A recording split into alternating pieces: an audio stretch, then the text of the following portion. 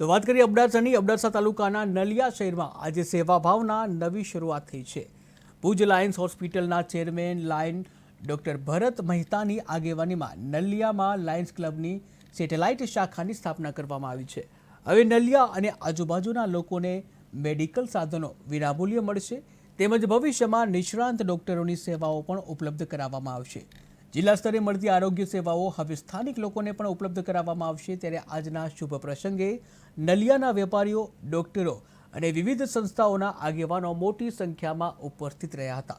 દીપ પ્રાગટ્ય અને વૈદિક મંત્રોચ્ચારથી આરંભ થયેલા કાર્યક્રમમાં લાયન્સ હોસ્પિટલ ભુજના ચેરમેન ડોક્ટર ભરત મહેતાએ જાહેરાત કરી કે હવે નલિયામાં પણ મેડિકલ સેવા માટે જરૂરી સાધનો જેમ કે વ્હીલચેર, ઓક્સિજન મશીન, એરબેડ, પલંગ, ટ્રાઇસિકલ વગેરે વિનામૂલ્યે લોકોને આપવામાં આવશે।